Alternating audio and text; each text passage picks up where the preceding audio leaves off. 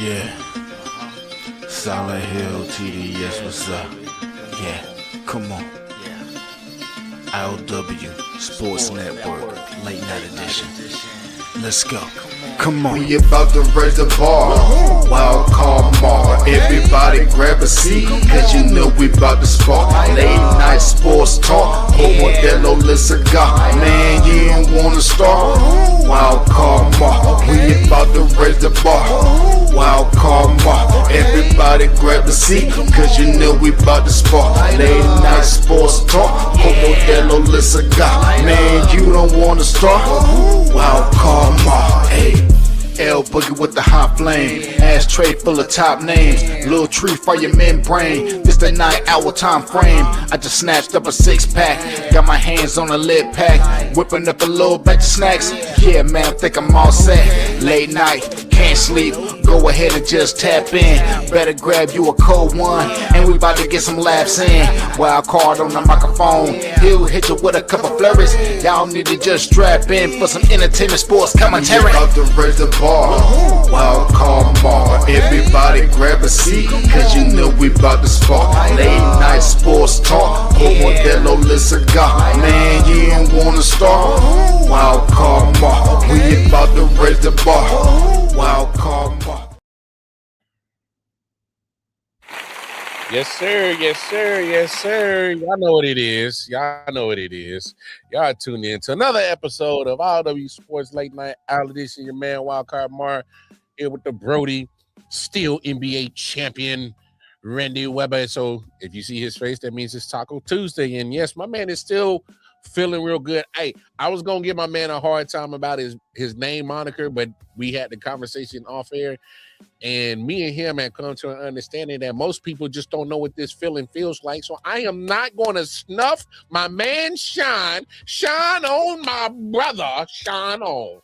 That's right. That's right. Yeah, no, it's a shame. It's sad. There are some people who cheer for teams that don't win championships. There are Indiana Pacers fans out there that will never know what this feels like. And you know the pity that I feel for them. You know, oh man, God damn, man. Hey, Buffalo Bills fans, y'all might get one eventually. I mean, maybe, I don't know. Y'all better hope that Patrick retires soon. But that ain't happening. My man just read up on the contract. So, Mahomes. Yeah, they had a clear path last year. That's on them now. Bro, oh my God, oh my goodness. Hey, if I was a Bills fan, I'd have been so irritated with that team. I'm like, bro, there was any time y'all was supposed to do it. No Mahomes, no Lamar, no Burrow. Bro, hey, that's wild, bro. Like, let's really put it in perspective. So, when it wasn't Mahomes that had put Allen out the tournament, it was that one year that Burrow did it, and like he's beaten Lamar in the playoffs. So I don't, and that's not absolutely all Lamar's fault, because last time they met in the playoffs, you know, there was a tight end that kind of coughed up the goods, so that ain't necessarily his fault. But neither here nor there. You know, he's been able to get past Lamar, but it's like, oh, there was nobody in your way. Hey man, he was in his own way. He was carrying the ball like a loaf of bread and turned it over. Oh, the four turnovers, 3 of which were his own fault. That was all him. Oh, and please miss me with that. All them people that keep talking like, oh my gosh, he did such a miraculous job to get back in the game. Well, damn it, he had to. He was the one that put him behind that hole. Like what? Yeah. That's true. And I mean, to be fair, yeah, he put up a lot of points against a really good defense. But if you take one of those turnovers away, that's probably the game. Hey, I tried to explain that to people. I'm like, when 3 of those turnovers are directly your fault, like that's 3 too many, bro. Like, yeah, come on now. We gotta call a spade a spade. But neither here nor there. Look. Let's get this out the way, because I know we're kind of here talking a little with football right now. Yeah. I'm not going to, in other sports news, pretty much, Terrion Arnold got to be one of the most dumbest motherfuckers I didn't ever heard of in the history of sports. I don't know. I don't. It's crazy. I don't get it. I don't get it, bro. Like you make millions now. Like why? Like why? Especially a financial crime, especially something like robbery. Like bro, you don't need that money. Like what are you doing? So Randy, that's what really fucked me up. Is these aren't just like any old charges. This is felony robbery and kidnapping charges. And obviously, we know about your expertise when it comes to the legal field. So if there's anything you want to enlighten on that, by all means do. If not, it is what it is. I'm just saying, like, I'm with you. Only people that commit robberies and kidnaps in that type of way, felony, is people who are desperate and people who literally have nothing and they're trying to get something. You have the world at your fingertips, bro. This is what's really bothering me. I'm just like, okay. Like, are you really trying to portray that gangsterism is that hard? You know what I'm saying? Like, yeah. No, it feels kind of similar to like, because if you remember, because I remember when Terrion Arnold was just a prospect, and the light on him was like that interview at the combine with his mom. Like the narrative around was like, this is a really good guy with a good head on his shoulders and all of that stuff. Like he was a very sought after prospect. Yeah. And based off of the Lions trading up for him in the first round, did not have that kind of career up until this point. Mm-hmm. And now this, and it's like, that is not the Terrion Arnold that I saw in that interview. I mean, obviously, you can love your mom and also be a robber. Like, it's not like there's an inherent contradiction, but he did not come across like this kind of person. No. And it's very similar to your point of like trying hard to come off like a gangster. It's kind of similar to someone we're going to be talking about, because that was always the thing with him is like, bro, like why are you doing like why you got the blowy on you, bro? Like we know that you went to like a private school or whatever, right? Like you don't need to do all that. School, like come on, bro. Like come on, bro. Yeah, you don't need to do all that. You live in a house with both parents, and they both real good marriage. Like, come on, relax, bro. Like, hey, look, and it's crazy because I saw that Saban had wrote the judge, I guess they a character witness as letter of leniency or some shit and whatever. Whatever. I guess Nick Saban has that much clout across the whole world. Anyway, regardless, and I'm only saying that to speak about the of what we were. At least shown of what Terrion Arnold is, because obviously if Saban still is writing that letter of leniency, he still cares for Terrion Arnold because he knows him probably more personal than we ever will, obviously. Sure.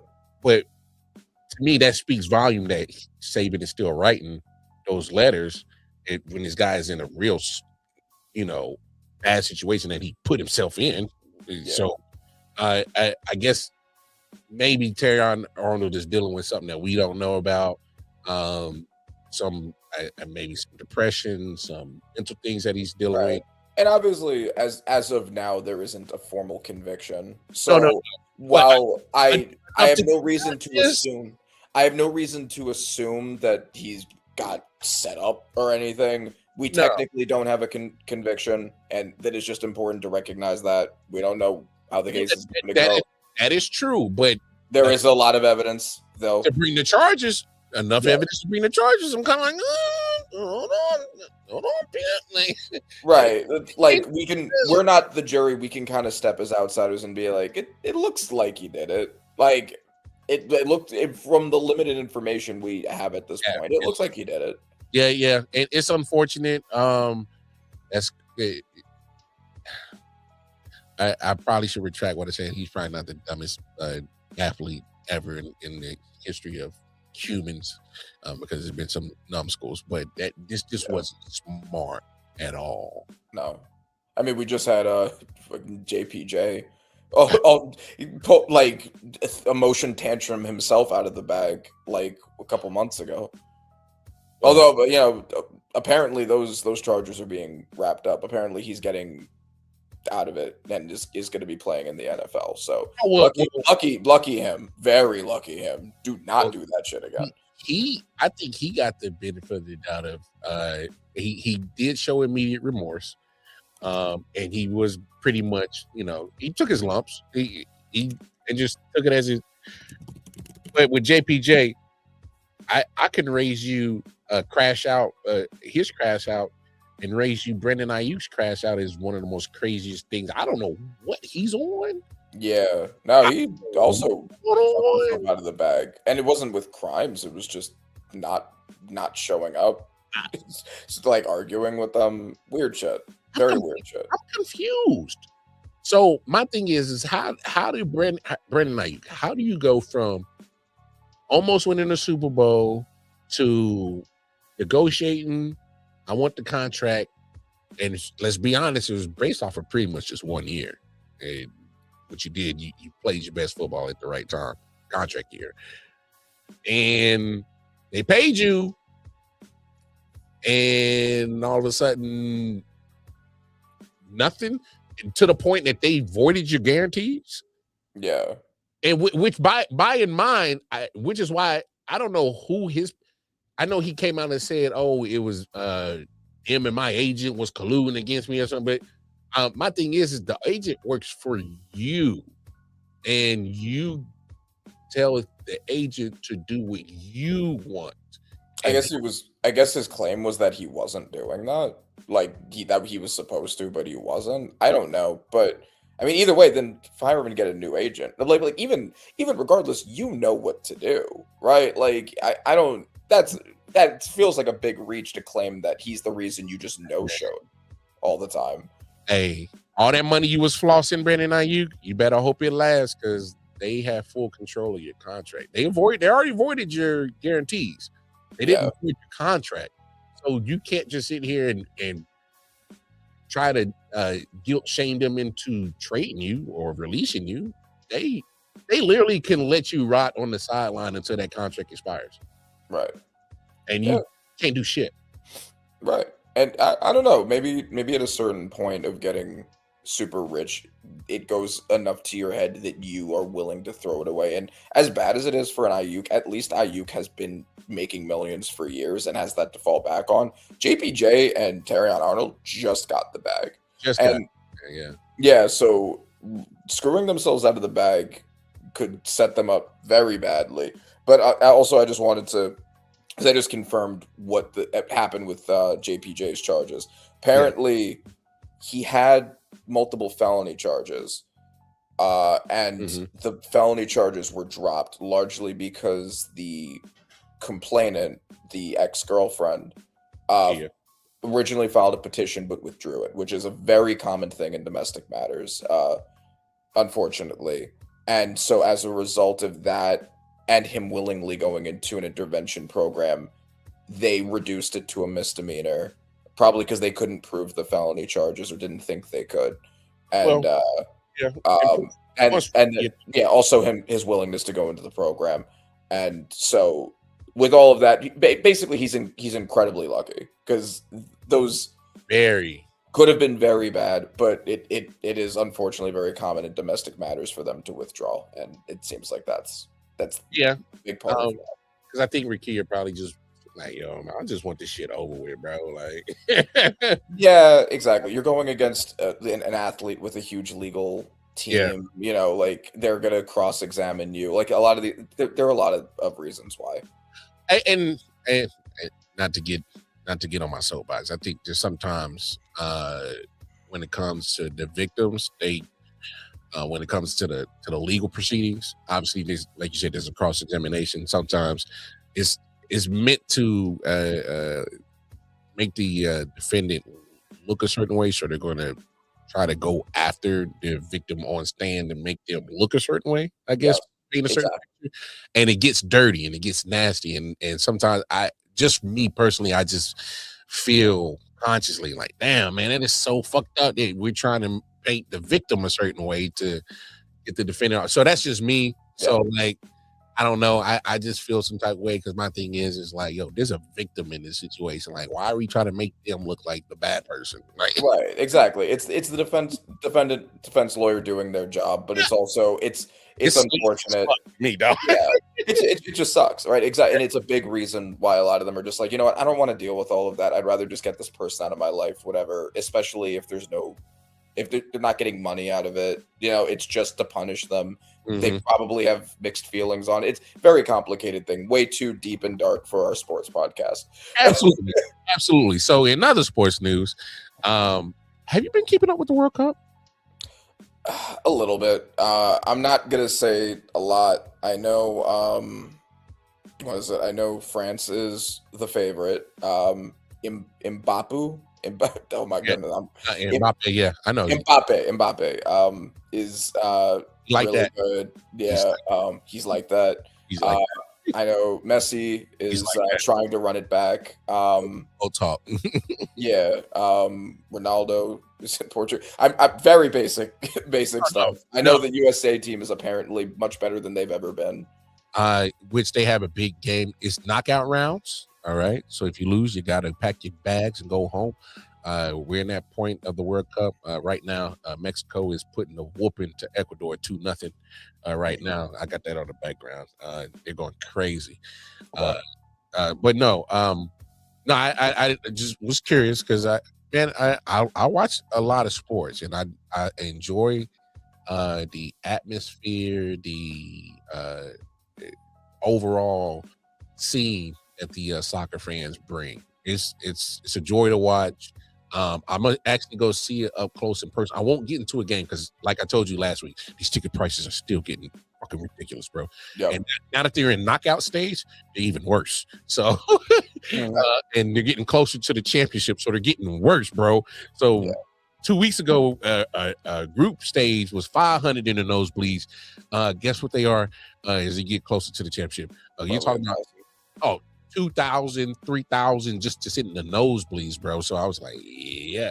But no, I'm gonna go to my grandmother's house, and literally, she lives right across the street from where they're having the fan fest for the World Cup here in Kansas City. So me and wife are gonna walk across the street and peek that out real quick, just to say I was there, just check it out. And, okay.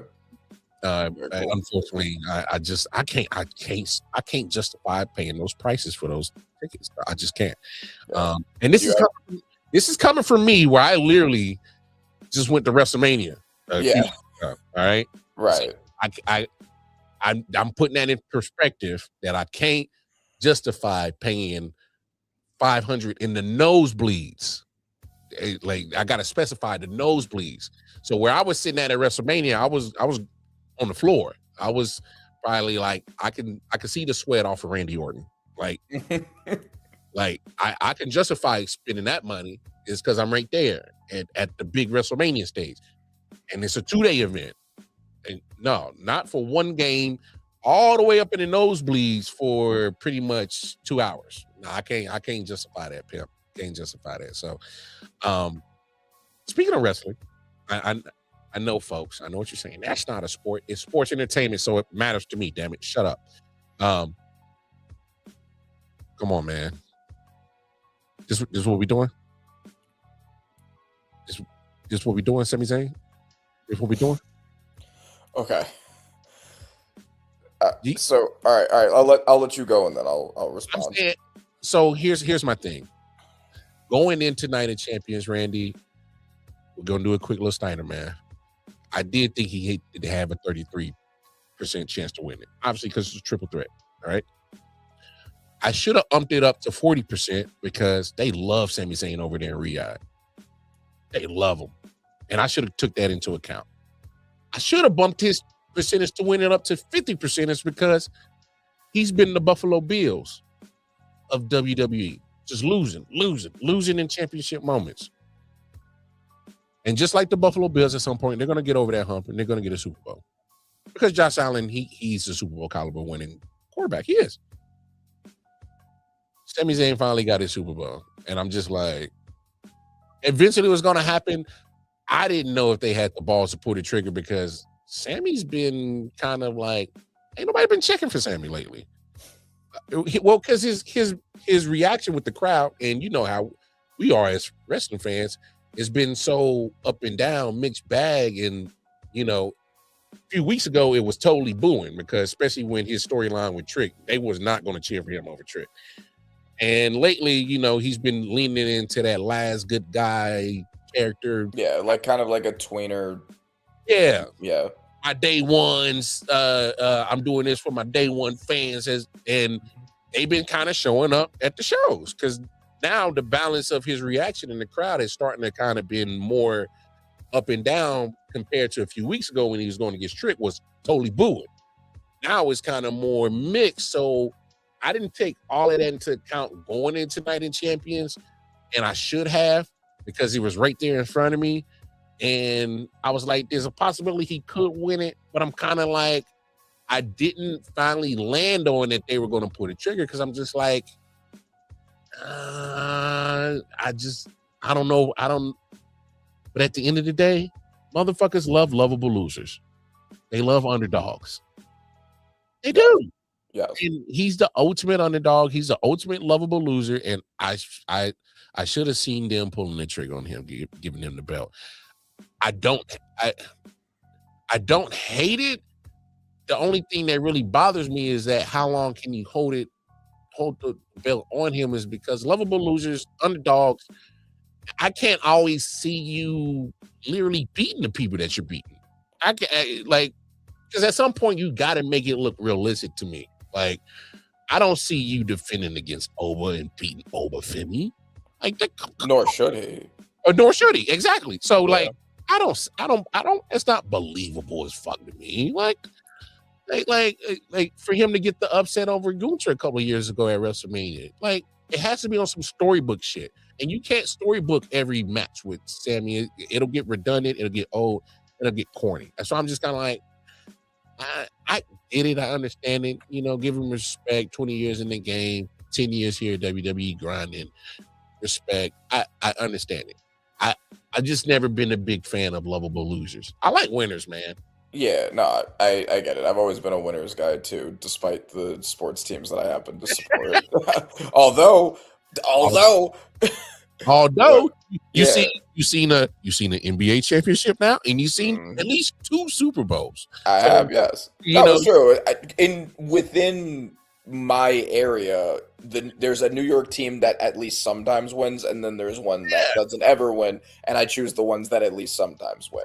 Win. Exactly. Yeah. So you've seen some championship shit. So, right, exactly. I could have been a Jets and Nets fan if I was really masochistic, but but okay. So I haven't been, as you may have seen or may know, I have not been watching WWE since Clash in Italy because I was so pissed that Brock Lesnar beat Oba Femi that I basically was like, I'm not watching this shit. Fuck this shit. Like this show is this. I honestly haven't even thought that it's been particularly good for a while. So I kind of just haven't been watching, but I have been keeping up to some degree with what's happening. And I saw that Oba won the King of the Ring, and I saw that Sammy won the title. So that's more or less what I know. And I also he'd already been leaning into the tweener character, so I'm aware that that's still happening. Yeah. Here's the thing. I think eventually Sammy should have won the title. Yes. I just think this is a weird time to have him do it. Yeah. Because you're trying to put Oba on the rise. He should be winning one of the 2 titles. And I'm about to get on my soapbox about that whole situation. But I'll finish with Sammy first. You're putting the title on him. I don't want him to have some like Big East type WWE championship where they like give it to the fans and then like immediately take it away. And then it's just like, well, like what was the point of doing this? Really, in my opinion, they should have let this like tweener heel cycle run its course. Yeah. Eventually turned him face again when the time was right and then had him win it. I think that would have made more sense. I think that would have been the time where the fans would have reacted the way you wanted, because like in Riyadh, people were hype about it. But like once I know that SmackDown taping happened, they're probably like mixed with it. But it's just like, okay, this is the guy you've been building up as the underdog hero who couldn't win the big one for so long. Yeah. People were going crazy for him when he was in the bloodline to win the title, and you have him win now when he's at his least popular. I don't really know if that makes a lot of sense. And also, are you just gonna have Oba beat him? And it's like, okay, well then what was the point of putting the title on him at all, just to not have him beat Cody? I think if anything, then Oba should have just beaten Cody. I feel like that probably means more right now. Yeah. But let me get on my soapbox about the Oba situation. Oh, by all means, because I'm pretty sure you share the same sentiments I do. Yes. Okay. WrestleMania, they did the Oba Brock match perfectly. They did the Oba Brock feud perfectly. Mm-hmm. Old guy puts over young guy. Yep. It's the most obvious thing in the world, and they did it. And they did a great job. Oba looked like $1 million. He did. Why you would then bring back the old guy, the guy who's retiring this year, to have him beat the young guy who you're pushing as this unstoppable monster force? And I get it, like he did sneak attacks, and Oba kicked out of 7 F5s, which is also stupid. Like, yeah, it's ridiculous. Like, I get that he's supposed to be a monster. Like, it has to be to some degree believable, and like it made no sense to have him lose at all. You didn't have to have the match anyway, because you had already gotten to the point you needed to do, which was that Oba looked strong against Brock. Mm-hmm. Gunther was shoehorned into the Paul Heyman match for a favor from Paul Heyman. Yeah. With no other reason for getting involved other than that favor. And he's the guy who retires people. Mm-hmm. There was no reason to run back Oba and Brock to have a match with them, because you'd already gotten the point you needed to get with Oba. Gunther was in the perfect position to be the guy to retire Brock, because he's the retire guy and he's owed a favor from Paul Heyman. So instead of that, Paul Heyman's favor turns into getting Gunther on SmackDown to win a WWE Championship, which, first of all, why is Paul Heyman able to do that? Second of all, why does Gunther need him to do that? Because we just saw, like a couple weeks before, Jacob Fatu go from SmackDown to Raw without Paul Heyman and challenge Roman for the world title, seemingly with no problem. Mm-hmm. So none of that made any sense. And then you have Oba lose in weird fashion and just get the shit kicked out of him by a guy like 20 years older than him, more than 20 years older than him, just to run a third match between the two of them back, which wouldn't have been necessary had you not done that. And now, because Oba, the clean path was just Oba beats Brock, Oba wins King of the Ring, Oba wins the world title at SmackDown.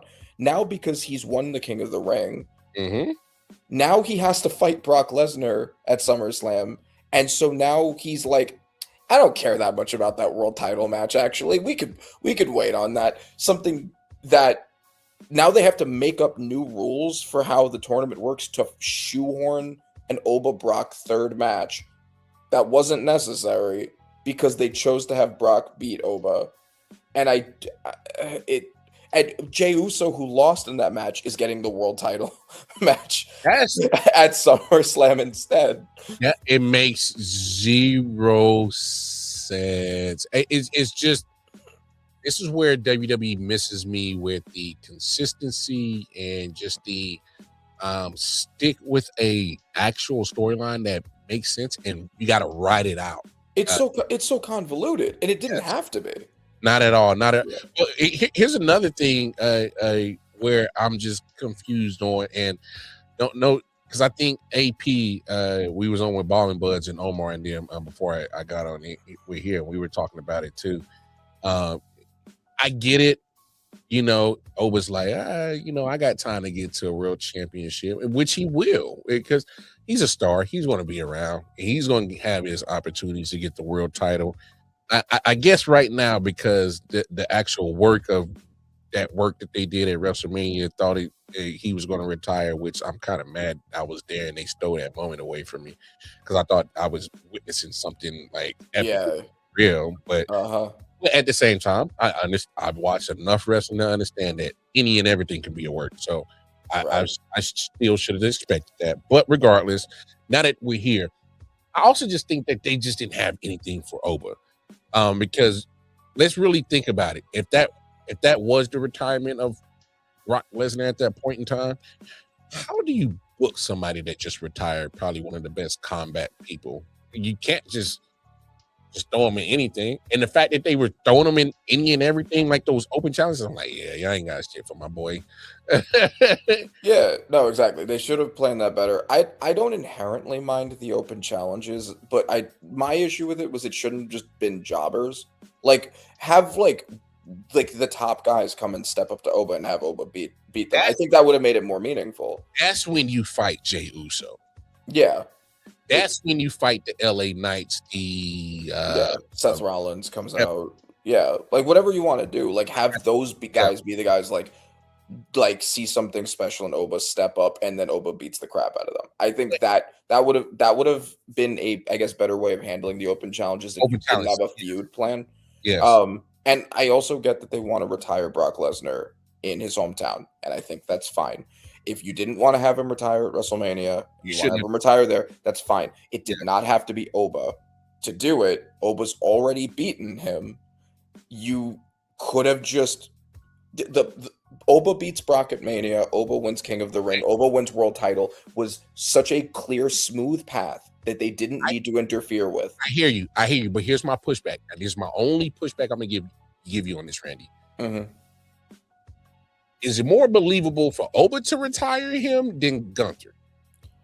I mean, I don't know. I mean, Brock is old. Brock is old. He's lost a step. He has a bad stomach. Like, we've already seen Oba beat him, so I don't know if is it more believable for Oba to beat Brock twice and also lose to him once versus Oba beating him once and then Gunther beating him once?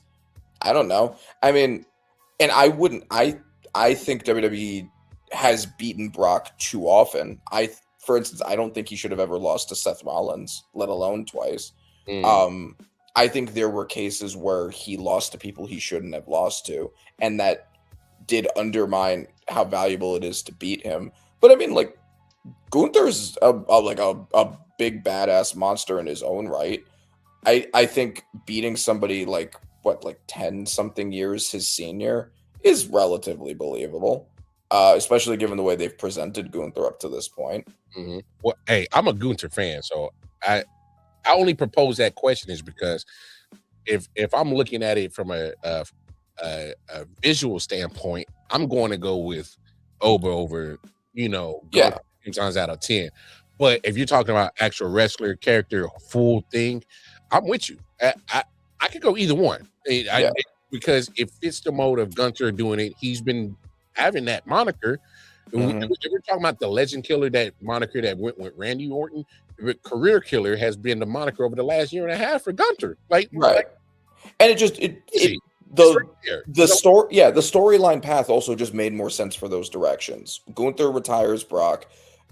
Oba is done with Brock after Mania and then goes and wins the world title. Those pathways were just the most well set up pathways, and instead they did this convoluted mess. What it is, Randy, which has always kind of been my biggest gripe about the whole business in wrestling in general, sometimes it's okay to take the layup. Yeah. Because the layup was right there, just like how you pointed it out. It was literally right there with a pathway to let Oba do what he did, go on about his business, and Gunther continued being the career killer that he has been. And you still got Brock gone out at SummerSlam. Who was given a mysterious favor by Paul Heyman? Like, how much more well set up could that have been? Regardless. But anyway, let's get to the guts of what we're really here for, man. Yeah. Mm-hmm. Because I know we've had conversations, and for those who don't know, I am a Lakers fan, all right? And I've already felt how I've already expressed how I felt about having LeBron on the team, blase. But the last time we had talked, I had said that LeBron has deserved the right to do whatever he wants to do, deservedly so. And I hope that he would come back to the Lakers, just because I'm sitting here looking at a lot of movement going on in the NBA, and a lot of names that are getting moved. Some high profile names are getting moved. and none of them are going to LA. And with LeBron being a free agent, he gets that opportunity to choose where he wants to go, and he made it clear that he was not coming back. I think I was watching something. Windhurst had said, "Yeah, he's not responding to the calls," and that should have been a red flag to all the Lakers front office. What do you mean he ain't got time for us? Because here's the thing: when you knew that his contract was expiring, you knew that going into the season, and you should have already had a plan of how do we recruit this guy back from right then and there. Or if you was real serious about having LeBron back, you don't even let him get to free agency. Just saying.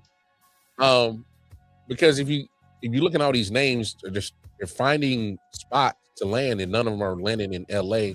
I'm just looking at, all right, so the musical chairs are drying up. What other big names are we going to get to come to LA? So I'm looking at the construction of the team. I'm like, okay, yeah, he's 42, but the guy was still very important to what the hell we had operating down here. So now that that's missing, okay, you give Austin Reeves the contract extension, which I was still baffled at. I'm like, that's a lot of money for an okay guy, but neither here nor there. That not me. Hey, look.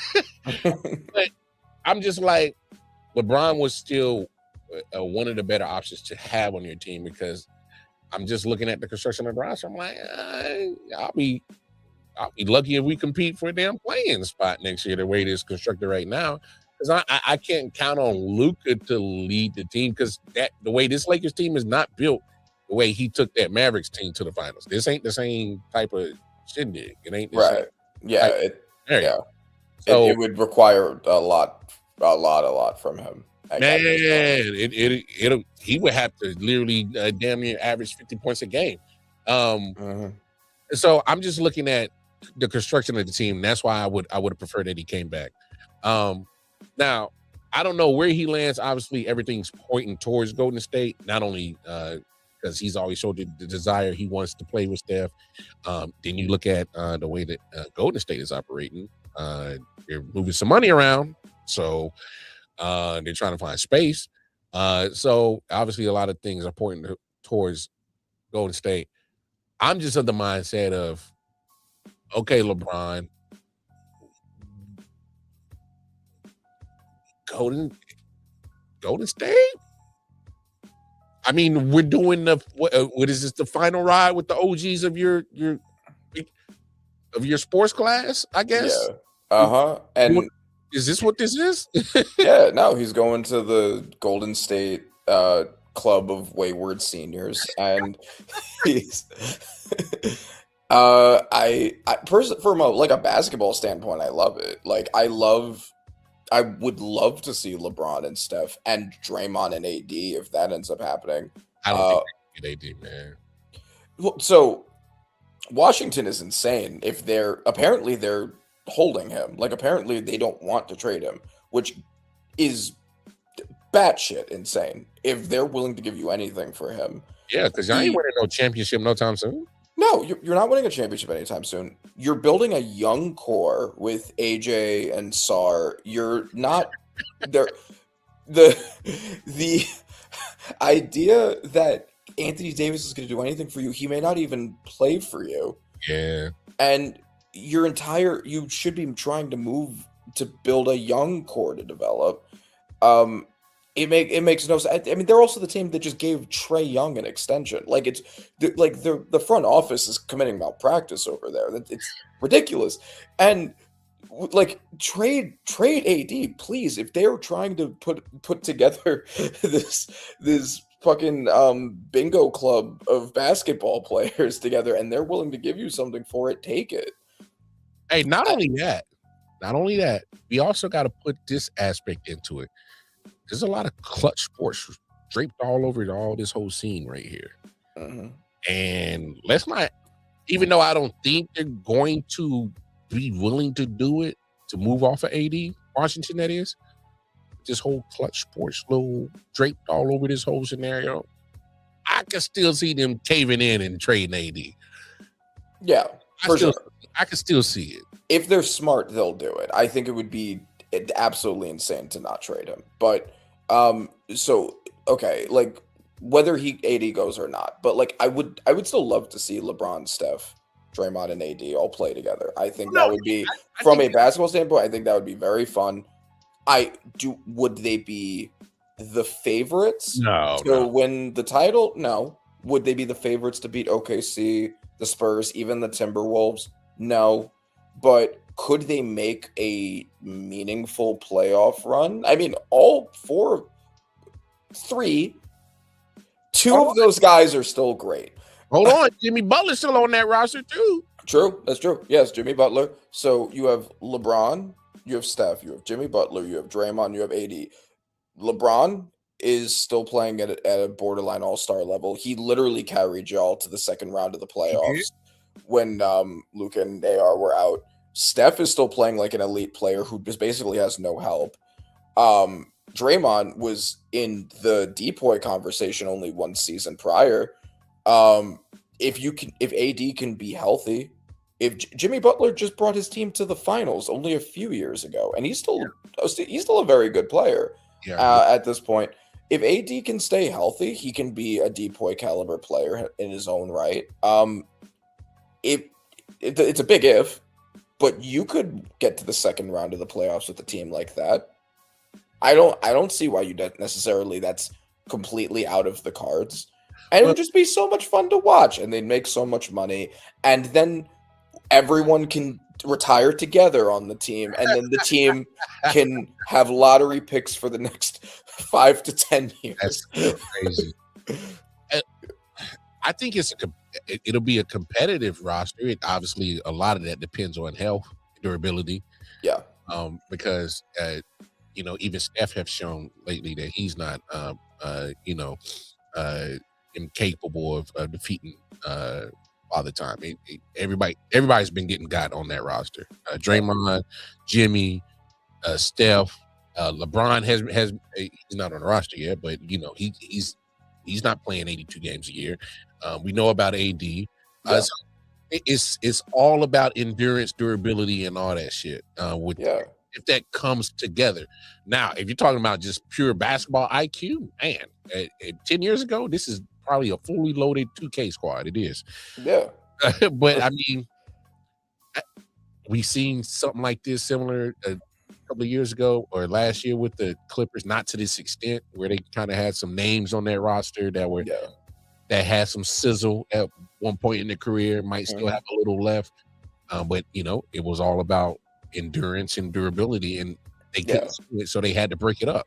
And they had like a really slow start, but a lot of that was because Kawhi was hurt. He came back and he individually played very well, but the team around him just wasn't there.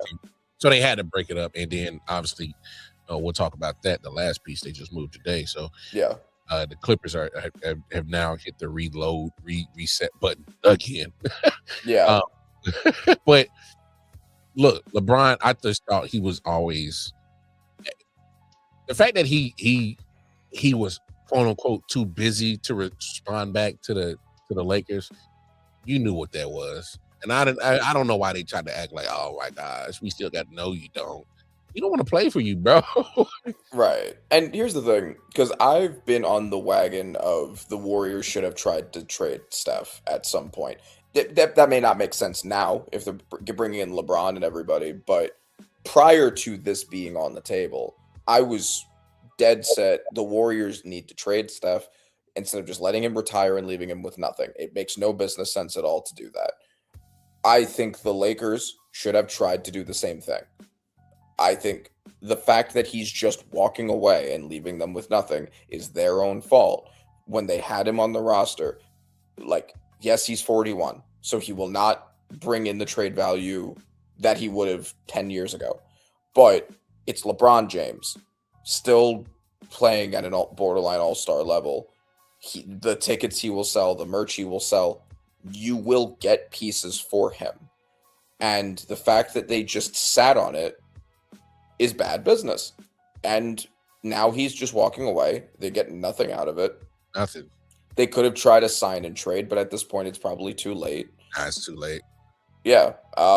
So the Warriors are going to get him. And then I don't know what you do as the Warriors if they don't win a title in their first year, because if they don't, then now you're looking at an old as hell roster, and they're all going to retire, leave you with nothing. Oh no, that's an automatic implosion. If they don't win the finals, you got to just go ahead and just call it is what it is. We gave it a shot. Yeah, just try to trade everybody. Like, yeah, no, for real. Yeah, but or you could just do the super tank and just like, I guess we're just getting lottery picks for the next 5 to 8 years, because our entire starting roster retired on the same day. Well, here's my biggest thing now that LeBron's a free agent is, what do you pay him? Because, I mean, he still is LeBron James, still playing at a like you said, at least an all-star caliber level. So, like, I'm not paying him above 50. I don't think LeBron would sign for less than that, but if he won't, then goodbye. Like, negotiation over. I don't care, bro. I may have you for a single year. Yeah. I'm not doing that. Like, that's just it makes no sense. And I have to build a team around you. Steph is already the most expensive player in the NBA, and now I'm bringing in I think the second most. And then I have to build a team around you guys. Like you need to be realistic. And LeBron has more than enough money that if he was serious about trying to add to his legacy, he would get the fuck over it. And okay, so but all right, and obviously we're not counting nobody's pockets. So this conversation, I don't want nobody to misconstrue what we're talking about. Yeah, no, he's entitled. He has every right to choose the bag over winning, but he has to be aware that that's what he'd be doing. And that was my biggest point. That's why I love you, Randy, because my thing is my guy. If we're calling it a buck, over the last probably five years, I would say as a whole, he's been underpaid. LeBron James, severely underpaid, in my opinion. Because if you see in other cats getting upwards to 70, damn near they're about to start clipping 80 a year. So cats are getting what's the highest paid? I think he's damn near getting 70 something million. Steph is getting like 60 something. I think it's about 60 mil a year. So okay, so boom, that's a perfect example. So if Steph is getting 60, if we're having that conversation of greatness and impact and meaningful to the NBA, if Steph is getting 60, why isn't LeBron getting 60 still? No, that's true. Like, if you're his agent, then that's the argument you would make. But if you're LeBron James, you have to decide: do I just want more money, or do I care about adding another ring to my collection potentially, and that to compete with MJ? And that has to take a pay cut. Yeah, you would have to take a pay cut, because you'd also be bringing in AD, who's expensive. Draymond is. I actually don't know how much Draymond makes. No, that's what I'm saying. That's why a lot of things are moving towards him, because he just opted out to move some money. He just opted out. So he's willing to play ball. So exactly, he's willing to take the pay cut. Because Draymond's he's all about winning. Yes. So Draymond has already shown right now in this situation that, hey, I'm willing to take the pay cut. I opt out, and we can move my number around to free up some money. Fucking Anthony Davis makes $58 million a year. That's crazy. Like, yeah. So okay, Jimmy Butler. Let me see how much he makes. I was going to say, what's Jimmy making? If he's making $55 million, like it's insane to try to put this together. What's your bench gonna look like? Your bench is all gonna be people making like $100,000 a year? To be honest, and obviously I'm not an expert on this, I don't even think that how the CBA and all these aprons have been applied, I don't even know if they'll be able to. There would have to be a reworking of AD's contract if they were to make that happen. They'd have to, and AD would have to. If AD thinks that he's still worth $58 million, he's delusional. Like, he doesn't even play. He's not even on the court most of the time anymore. Jimmy would have to rework his contract too. Yeah.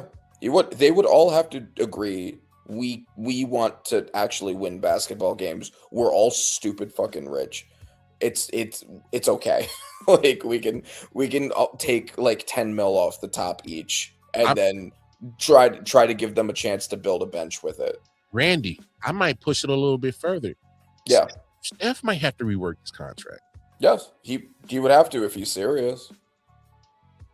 If they want this to work, everybody has to be willing to have the Draymond Green attitude and be like, all right, I made enough over the length of my career between NBA and endorsements. If I'm really serious about getting another championship, because if we're being honest, right now, the window of championships for LeBron is closed. The championships for Steph are closed. So in order to open that thing up, you're going to have to open up that wallet and give some back. There's just no, to me, there's no other way around this. Yeah. No, it's not. You're not a bunch of guys who you're paying like $1 million to. That can't be your bench, especially with the age of all these players. You're going to be using that bench a lot, probably. You're going to have to. Yeah. Like they're going to basically, like those guys are going to be like playing like at least like 25 to 30 minutes a game, maybe. Like there's just no way. Like you said, there's no way around it.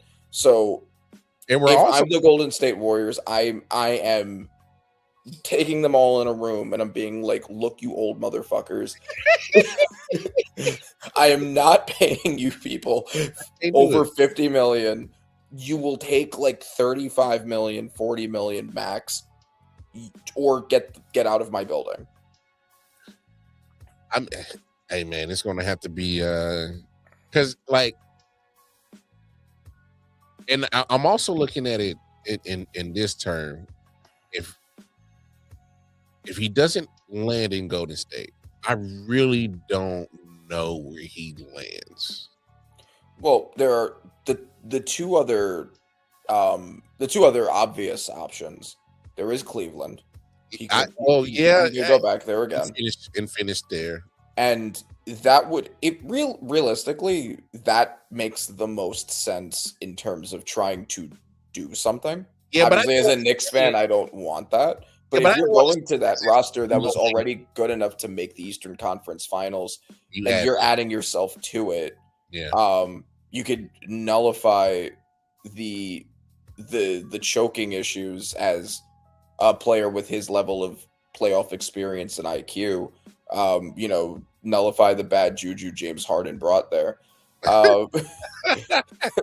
Yeah, but you already know if LeBron gets on that roster, he'll be GMing and getting James out of there by before trade deadline. Good. I think that'd be smart. I think he'd be absolutely correct to do that. This is not even me as a James Harden hater. Like you're trying to. It's a playoff. You're trying to win a championship. I know you're trying to win. Exactly. And like, do you want two people who are 35 plus on the team? Like, I think it'd be smart for him to do that. But that would make the most sense if he wanted to go to a team that had a chance of winning. Plus, the East there's less serious competition. The biggest team is us, and then after that, it's the Celtics.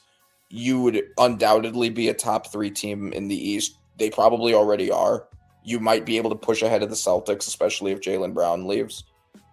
So that would make the most sense.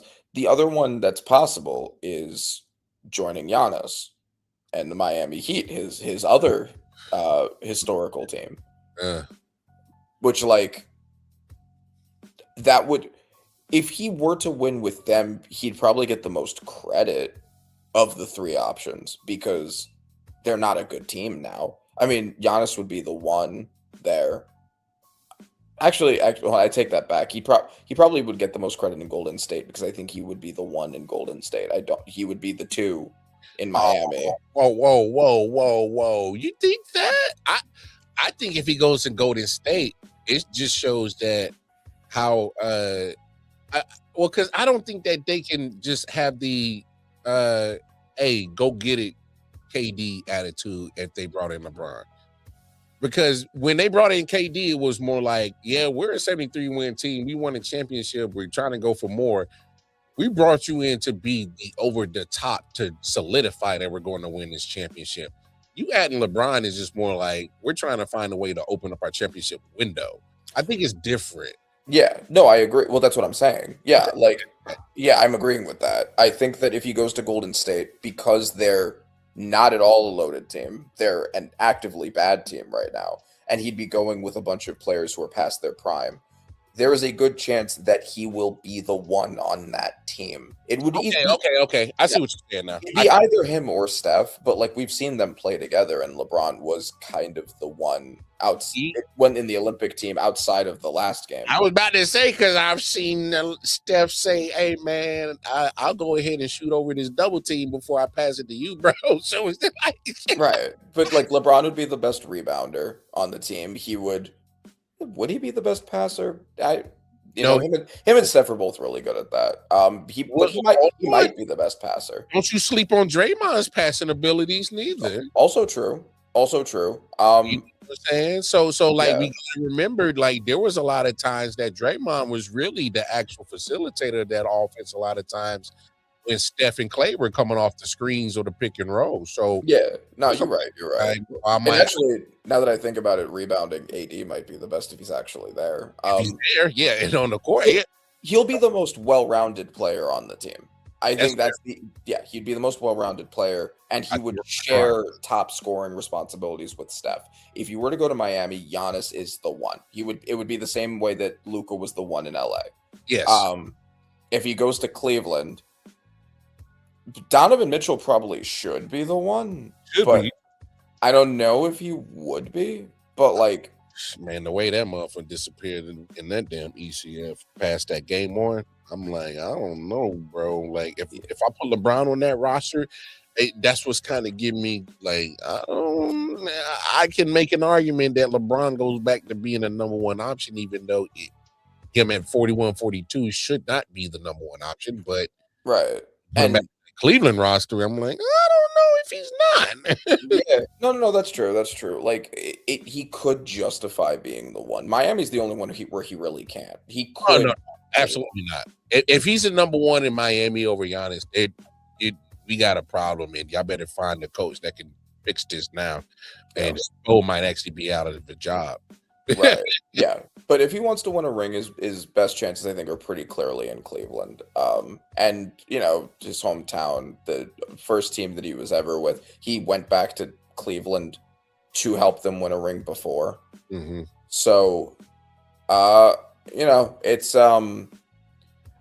I think it's probably going to end up being Golden State. Personally, that's the choice I would want because, A, I don't want Cleveland to get better.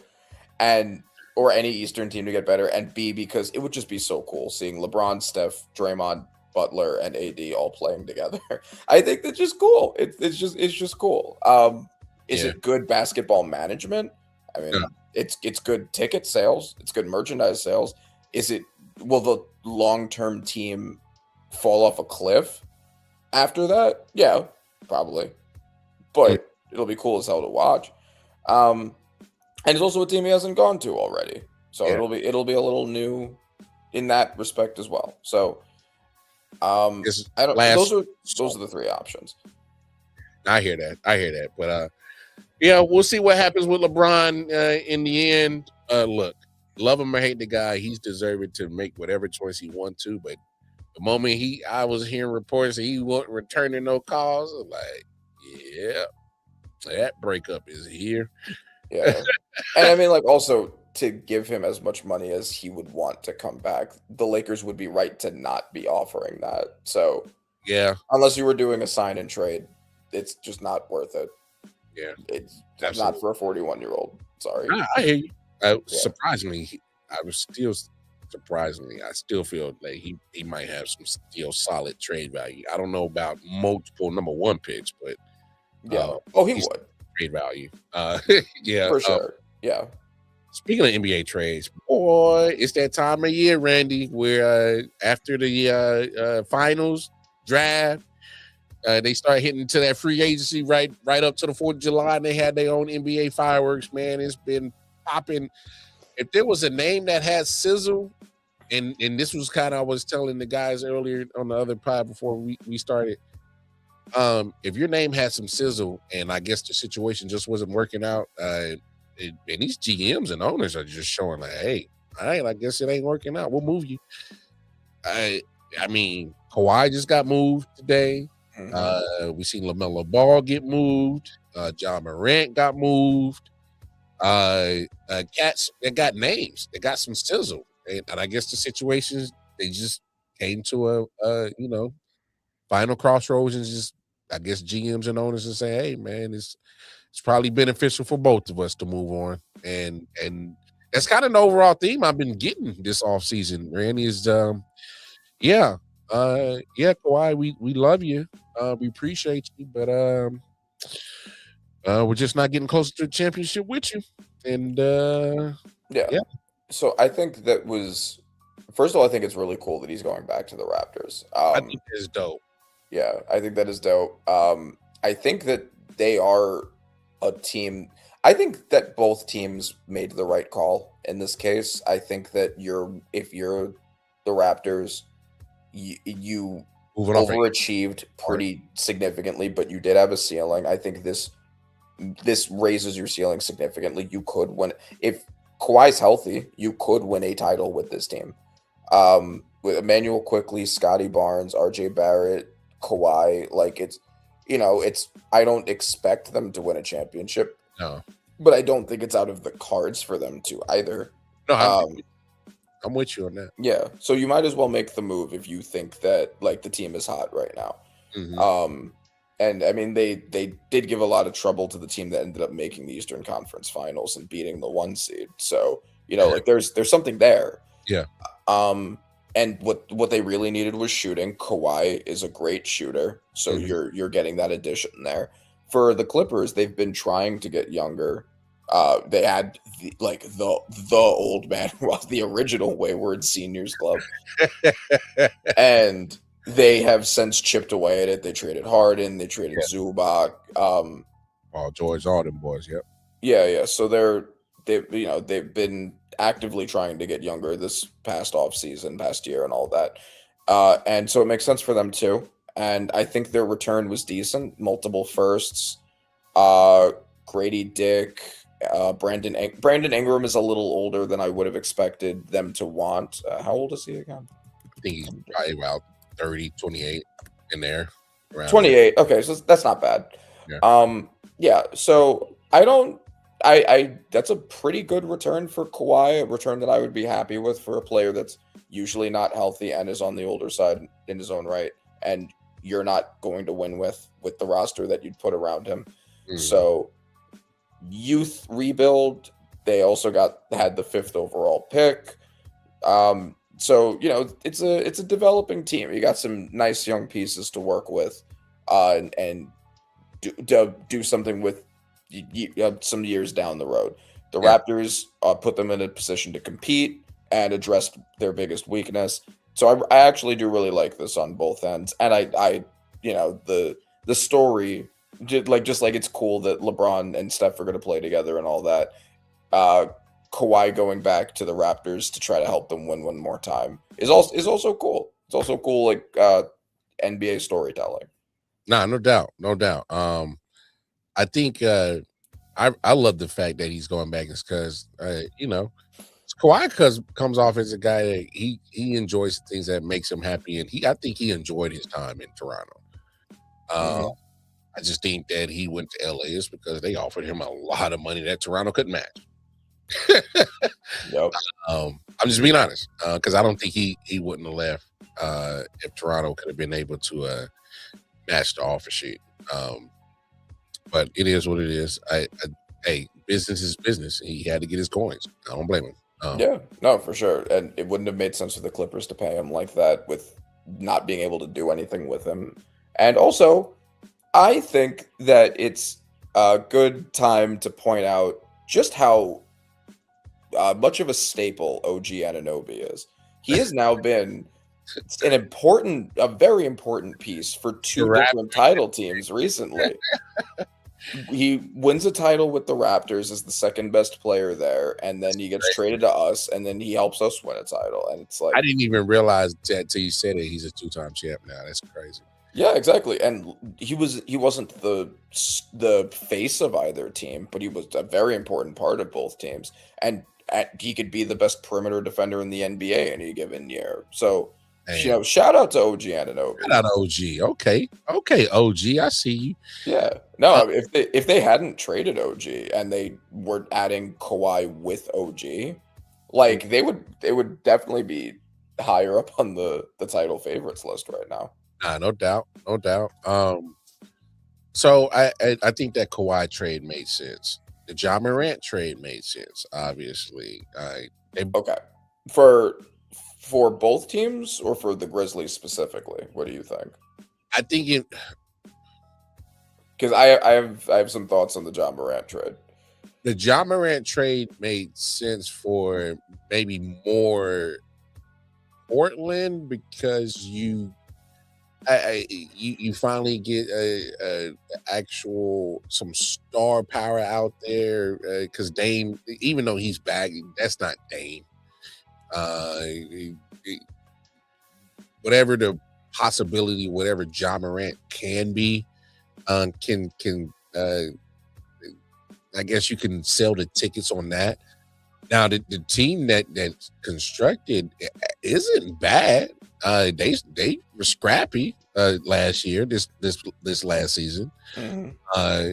The only problem is you're in the West, so I mean, unless your name is OKC or San Antonio, you're kind of not guaranteed to go too far. So I mean, it's look, Portland was a scrappy team. They overachieved. I mean, so I guess you're banking on the possibility if John Morant puts it all together, stays out the headlines, focuses on basketball, maybe he can bring that certain that playoff atmosphere back to Portland. I don't know if he does, because he hasn't even showed the ability to lead a team to actual winning. Yes. So I mean, but he did need that change of scenery. Yeah. So yeah, no, I agree. So like I've been saying, and you've more or less been agreeing, I believe. John Morant had very little trade value, and he shouldn't have had much trade value. He's a small guard that can't shoot, and he always starts problems and gets himself off of the court for dumb, avoidable shit. And he also starts arguments with the team, with the front office, and it led to them doing this rebuild where they gave up Dylan Brooks and Triple J. Mm-hmm. And so I don't think any team would have been in their right mind giving anything substantial to get him. But if I'm the Grizzlies and the best offer that is available for him is that, you take I feel like I might as well have just kept him. Like, you're getting nothing for him. I get that he regressed significantly last year. He was bad last year, but you are much more likely to get a rejuvenated John Morant theoretically than for the two players whose names I don't even remember and no picks, not even a second. If that's your return, just keep Ja and see what you can do. Honestly, I hear you. I did, because I've definitely been on the same wavelength with you about the trade value part, because I've always been a component and a big advocate, and I've been preaching it to the highest mountain I could on any sports content medium that Ja, get a jumper, get a midi, just give me a midi. Just give me a midi. Like, I think if Ja gets a midi, we're talking about he could possibly rival SGA if he gets a midi.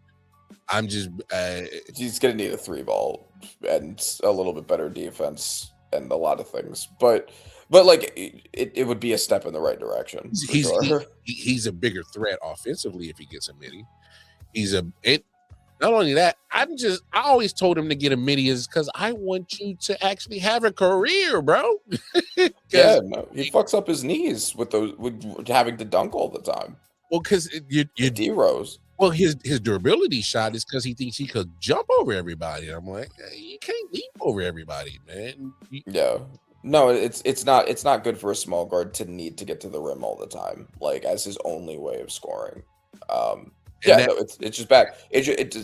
There's a lot of issues with Ja as a player. I do think that Portland. I do like it for Portland just because of how little they had to give to get him. Like, they give it peanuts, bro. yeah, they gave peanuts, so it's just like if you can unlock something in Ja and there was that little risk, yeah, fuck it. Like, fuck it. You have like a decent team, Danny Avdia, Drew Holiday, Mhm. Dame, Scoot Henderson, Yeah, Sharp. Like, this is not a bad team. And they then did. you add Ja, and then you see what you can get out of him. That's my point, Randy. The Trailblazers did enough to show that, yeah, we might be ahead of schedule on this rebuild. Hmm. You know what I'm saying? And Yeah. so, And like I agree. I like even if Ja ends up being good, I don't think this team is competing with OKC, the Spurs. I think the Oh. Timberwolves are also in that same tier for me. Like you're not competing with those teams, with what the Portland currently has. But in a couple years, you could be. You add to this, you could be. yeah. It's and that's why I not to backtrack, but with the LeBron thing, if he goes to Golden State, I'm over here looking like off of the IQ, you can compete with OKC and San Antonio. Obviously, all your body's got to be able to be there. Mhm. But IQ wise, the knowledge wise, the experience wise, you can outsmart the young, vibrant, more athletic teams. Sometimes the brain always can sometimes beat the brawn. You've seen that fight. You know what I'm saying? Yeah, The brain, literally outsmarting the brawn. yes. So, look, I'm also just kind of looking at how these teams are formating, or at least putting their squads together, and I'm like, can you compete with the two dogs at the top, especially in the West? Can you compete with there? In the East, it's just more like, I know who we got to worry about. Obviously, we got to worry about the Kings in New York, but other than that, can I compete with the rest of the boys in the East? Yeah. It's more of a wide open net of saying gauging where you're at in the East, because you really only got the real one. Yeah. Like Portland, if they were in the East, could very comfortably make the playoffs, I believe. Oh, I'm with you. I'm with you. And Yeah, they so, like past the play-in. I don't know how high they would go, but at least the 6th seed, absolutely on the table. I hear you.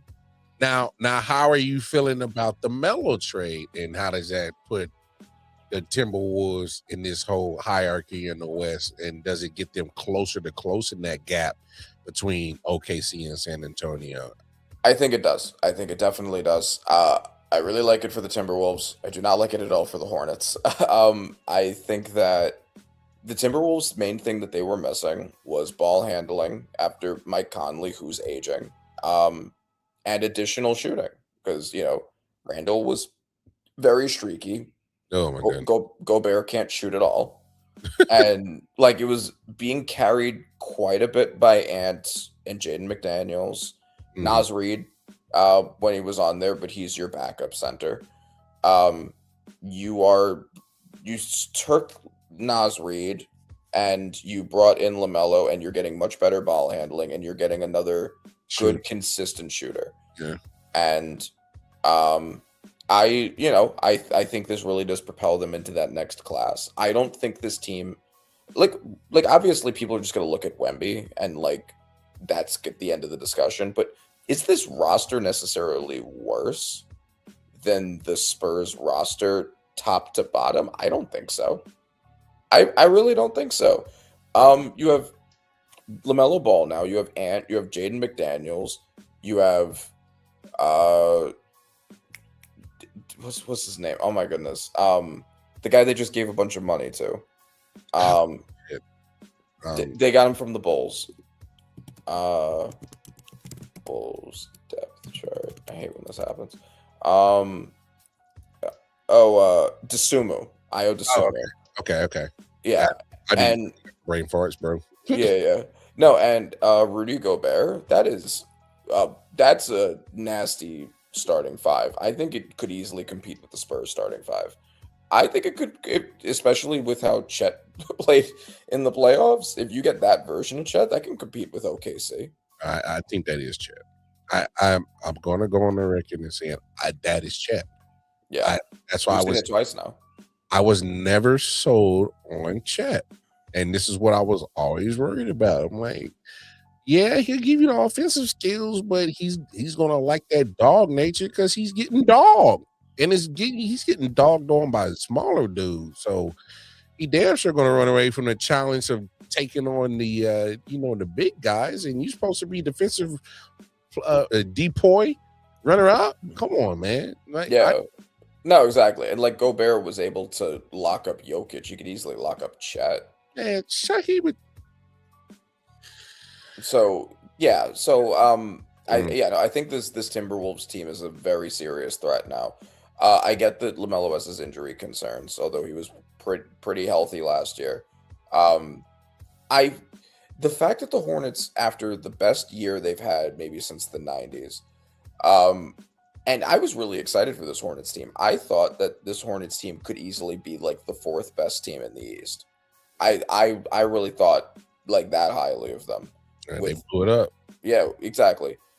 And I like Naz Reid a lot, but why you would take a top 10 point guard that's on your team, a big star, a big draw, who helped lead you to the best year you've had since the 90s, maybe the best like of any like serious note, who's also your main playmaker, who like why you would trade him now. And like people are saying like to sell high. I don't buy it. I feel like there's probably something that we don't know. My guess is that there are more injury concerns that they're worried about, or maybe some like obviously like the off court stuff with like driving. I don't agree with trading him even with that, but if the injuries are worse than we even know, then maybe I can understand it. I'm leaning towards the off the court shit, because look, for those who don't know, yes, I'm a Kansas City born native, lived here until I was 14 years old. But most don't know, I spent the other half of my life down in Charlotte, North Carolina, down south. All right. Look, and I'm still tapped in with a lot of people down in Charlotte. Hey man, LaMelo, hey, got people shook the way he drive on the road. All right. I just, and I'm not saying it's just that, but he had a couple of accidents, some speeding tickets, and so it wasn't just one incident. It was a couple of them, and a few of them. And you're like, all right, man, like you gotta chill out, bro. Like, and so I think they're moving off of something that they feel is a liability, and he just didn't mature yet. And that's the sense that I'm coming off. Again, I'm this is not factual. This is just, y'all know how I get down on the show. I'm a dot connector. I'm just saying, like, all right, a guy that's showing immaturity issues, the same ones over and over, the same things, and they're probably looking at the way he conducts himself in interviews, because he's wild on these post-game interviews. Like, if you listen to him, he's wild. He's a wild boy. Right. So it's kind of like, hey, man, we ain't here for this bad boy, rock star image type shit for it. Plus, I forget who it was whose leg he pulled at the end of it was the play-in game that they won. I forget which team they beat, but there was like some controversy that he pulled the leg and tried to hurt a player on the other team during that comeback win. Yeah. So I don't know, like it might be that, but like if that's the reason why, I think that's a pretty stupid reason personally. I think like the off-court issues are what they are, but as a player, he is really good. Oh, he is. Matters more. But I also think he's also a big draw. Yeah. He is a huge, like his name in drawing power far surpassed what he had done before his best year, which was last year. Oh no, I'm with you. He's a needle mover. The youth love him. The youth love LaMelo Ball. But I also look at it as, I think the Hornets are just more comfortable with Brandon Miller. And like, he's going to give us the production, and he's going to be a lot quiet. And I think that's.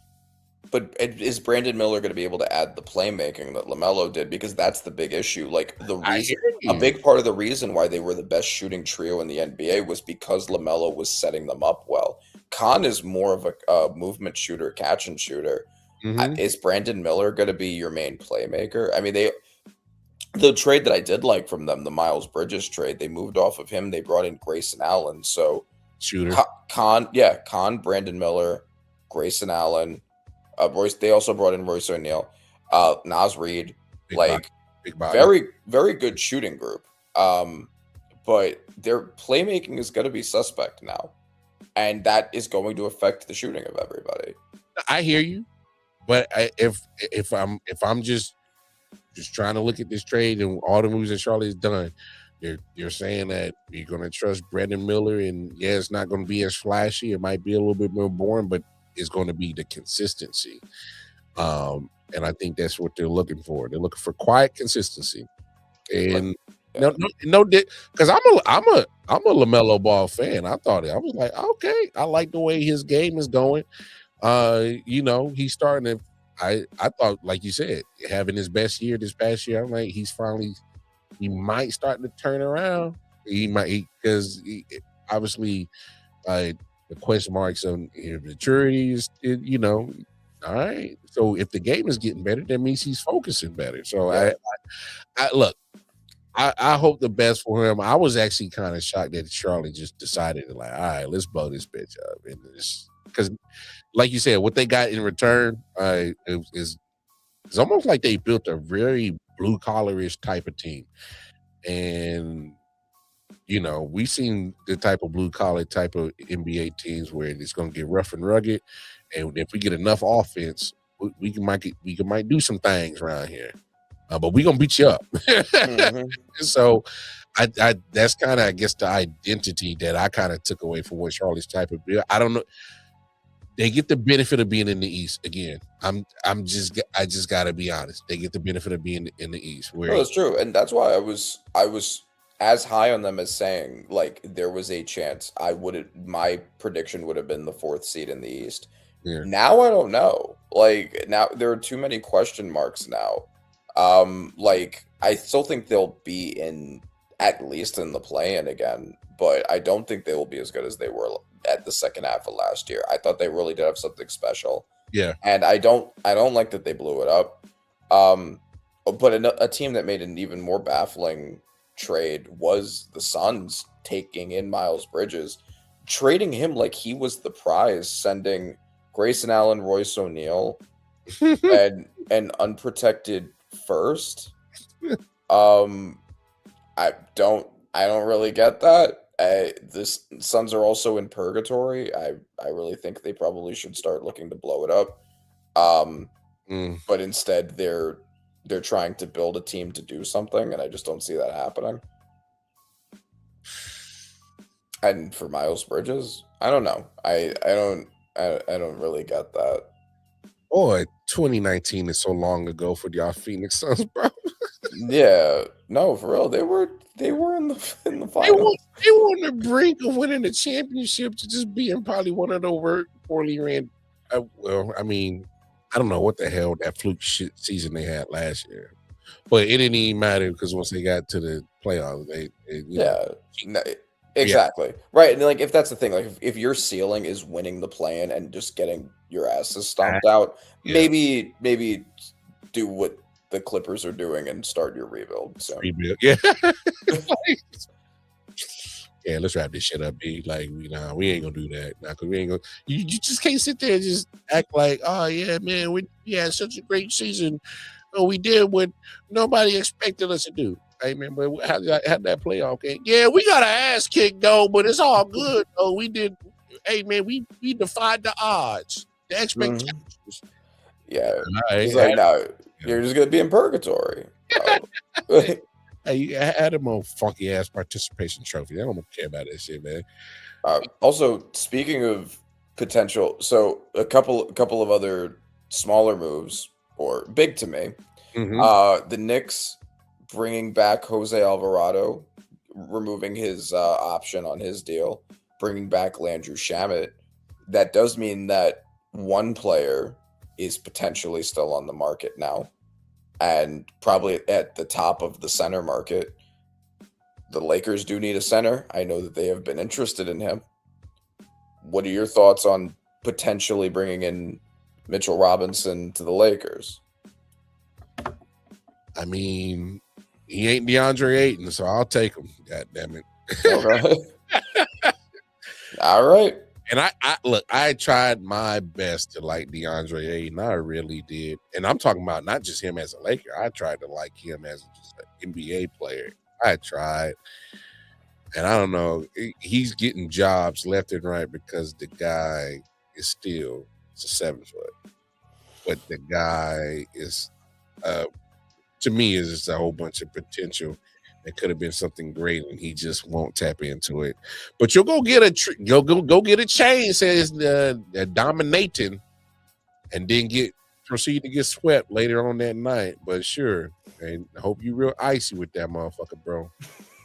That was crazy. My man got a chain said dominating, and then proceeded to get dominated the whole series and swept. Yeah, no, it's not the best choice of night to do that. Oh, his timing's fucking impeccable, bro. Yeah. Like his timing is impeccable to get that chain. Like, yeah, this sounds like a great idea. Let me go get the playoff words. It just ain't dominating. No, it's dominating. Like my last name, Aiton. Yeah. That's dope, ain't it? I bet he thought he was coming up with the most flyest shit in the world when he came up with that chain. He was in the bathroom and went, hey boy, they can't fuck with you with this dominating chain, bro. No, it ain't domination, no. This my motherfucking last name, dominating. What you know about? Ain't nobody got this. Yeah, no. Yeah, says all of that to the mirror, walks out, proceeds to get swept. Ain't that a bitch, man? So I'll take Mitchell Robinson because I know I'm going to get a guy that's going to put in the effort. And is he going to be an offensive killer? No, that's not what you bring him in. You bring in him to regulate the fucking paint, as in, protection. Exactly, the best offensive rebounder in the NBA. Hey, the rebounding, because you're going to need the second and third sometimes opportunities to give Luka the points, get him the shots. You're going to need that for your when you are going to be void of somebody like LeBron James, you're going to have to do the small things. You're going to have to steal possessions. You're going to have to get the offensive rebounds. You're going to have to out hustle the other team because your offensive capabilities are limited, and you have to do the small things that most people want.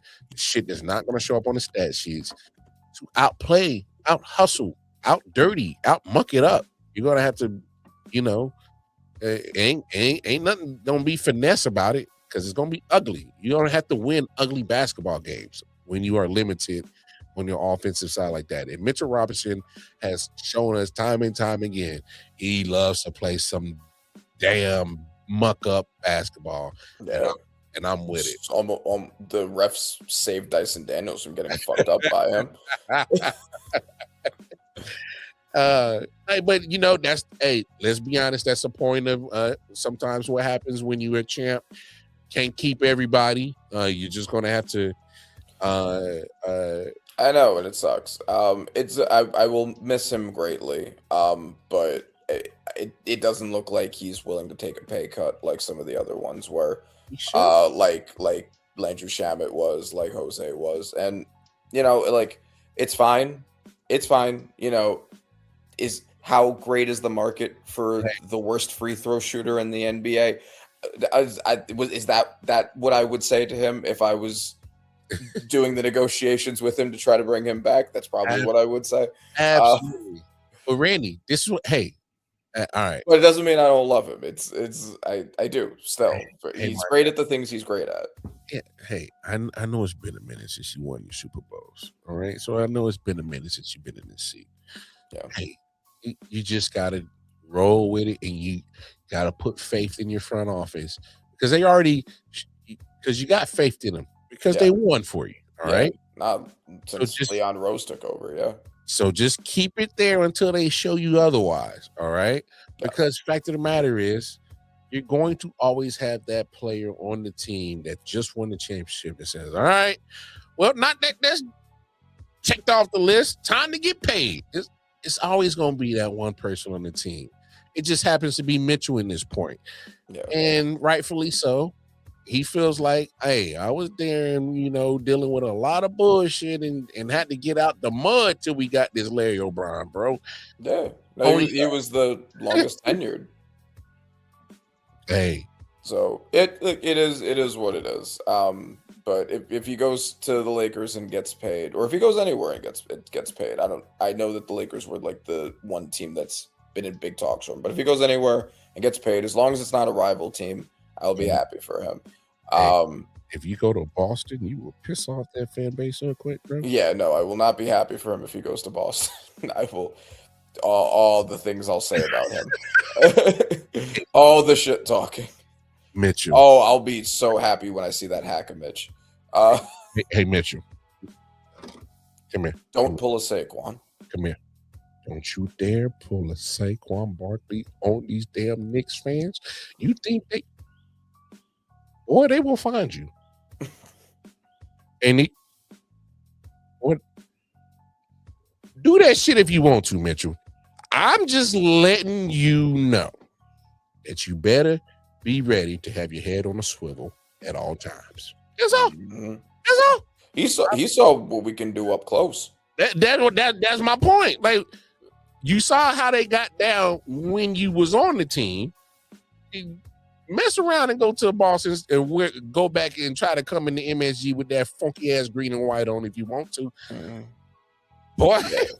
Yeah. No Celtics, no 76ers, no Pacers. Don't try that shit with us. Don't do it, Mitchell. Although at least the second two teams don't really need centers, so we might be safe. But right. maybe depth centers. But willing it out of the universe. And just to talk a little bit, so because the Heat just brought in Tim Hardaway Jr. to add some shooting, which is nice. It's a little piece, not a needle mover. That's probably all they can afford, bro. Yeah, and that's kind of the issue. Like, what we can talk, I guess, like free agent moves that they can make. I don't really think they're in a position to trade for anybody else right now. I don't think they have anything worth offering to anybody, but free agents, I still think they need a shooting point guard. I think Kobe White or Colin Sexton are both free agents. Those might be some nice pieces to bring in for them. I don't know how much they move the needle either, but it would be something to add. I think the needle moves are pretty much starting to dry out. There's not too many names out there that I can really see that'll end up on a different team that'll move a needle. Obviously, they're waiting for the LeBron move, so that's a needle. If they had known LaMelo Ball was available, that might have been something worth shooting for. Although I don't think that they would have been able to beat the offer that the Hornets got for him. Oh, see, the Hornets. I think the Hornets have already been shopping LaMelo. They was just making sure how greasy can we get this pig. I think they were really trying to fatten the return on it as best as possible. So they took their time on that one. But so I don't think I think teams knew LaMelo was available. They just apparently teams had reached out to them when it become clear that he was available. That's the rumors that I had heard so far. If you're Denver, no, I was gonna say if you're Denver, if you move Jamal Murray, that might move a needle, but I don't. What would the Heat be able to give for him? Because they're like, he was just an all-star. He's coming off his best year. That's gonna be a lot. Well, that former was champion with them. That's why I backed off of that, because I'm like, no, the compensation. If I'm Denver, I gotta I got to get some nice compensation Yeah, because third team All NBA. Like that's gonna bring in like a decent haul. I see that's the thing. I can't other I don't see any Devin other. Booker was one that I thought of because I think the Suns should start looking to blow it up. But I don't really know what they would give the Suns in exchange for him. That'd be worth it. I don't know how they would salary match it. You know, like you'd throw Davion Mitchell in there. Mhm. After that, like who Nikola Jovic would probably get thrown in there. I don't even like they'd probably have to I don't know what their roster would look like after that. Like just to get to the point of salary matching. Yeah, because you pretty much got gutted at that point. Yeah. And no, You don't have a lot of picks anymore. I mean, unless Jamal Murray, Devin Booker, maybe Joel Embiid. I don't know if it would make sense to bring in another center.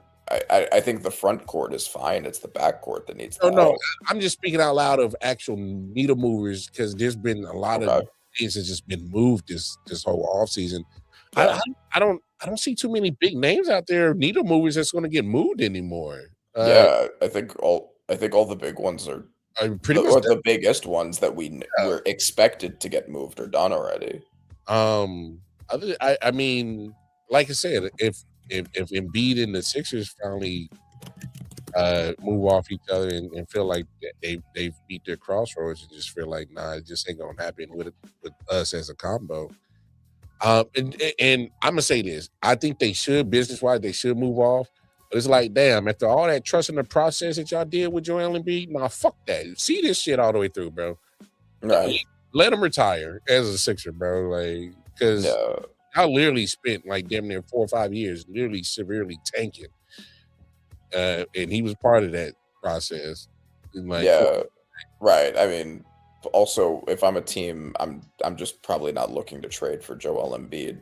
No, with his health being the way it is, not showing up for playoff games, et cetera, et cetera. I mean, Harden is technically a free agent, but for the same reason, I thought it was dumb for the Cavaliers to trade for him. I certainly don't think the Heat should be trying to bring him in. No. I'm over James Harden as a basketball fan. Right, exactly. Like again, trying to win now. Don't bring in James Harden for winning purposes. Never bring in James Harden for winning purposes.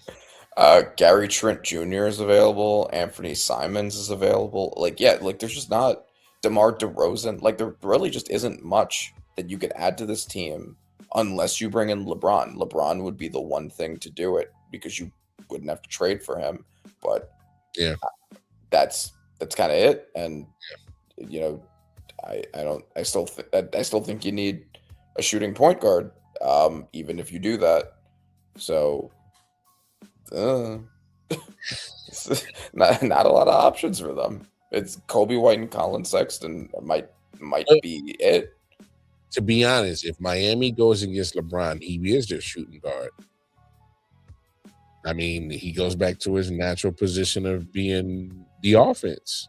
Well, his natural position is small forward, and they have Norman Powell, who's now they're a shooter. But what I'm saying is LeBron James could be the primary ball handler. He could get back to that. Right. He could functionally play point guard. So yeah, you're right. He could do that, and like just have him be the one to take the ball up and down the court, handle the ball, all that, and then a lot of pick and roll to Giannis. Yeah, and then when he wants to get his, he won't come down the court with the ball. That'll be when Norman comes down the court, and then let LeBron get to his spot on the block and do a couple moves or whatever. But I don't know how it's going to go, how it's going to get constructed. But man, there's one thing that I can say about this has probably been the most craziest, wildest, wonkiest NBA offseason that I've seen in quite a long time. I've never seen so many guys that had some sizzle to their name on the back of the jersey get moved in the offseason. Like, within a really short amount of time. Oh my goodness. It's been like domino after domino just dropping. And it's like some we knew were coming and some just like, oh, okay. Sounds like y'all already just break up. Okay. Yes, no warning. No warning, but like, motherfucker, I don't even like you no more. Oh, okay. I guess we're done. The last one I can't believe we missed him. The last one is Jaylen Brown. If we know that the Celtics have been willing to shop him. The question is, would the Heat have any possible way of giving the Celtics enough to bring in Jaylen Brown? And the answer is probably not. I think the Celtics are literally just blowing smoke. Do you think they're going to end up keeping him after all this? Do you think Jaylen Brown's going to like that? Do you think he wouldn't eventually just force himself off, knowing the team is trying to get rid of him? Because we know for a fact he was thrown into the Giannis offer. Oh, you would be an idiot not to. No, I agree. I don't think the Celtics were wrong for doing that. But if you're Jaylen Brown, I think that you want to be on another team knowing that. Look, I'm just going to you carried the team to the 2nd seed without Tatum. I hear you. They do that. Well, let's put everything. All right, so let's step back for a second. All right. Mm-hmm. And here's my thing. We were having this conversation on Ball and Buds before we got on here too. So Jaylen Brown is very, he's not a dummy. He's a smart individual, very, very intelligent, and by all accounts, seems very mature in majority of NBAers. That's fair to say. And I think he understands the business part of this because he does, in fact, have a lot of degrees in relation to business and honesty. Because he's a smart individual, right?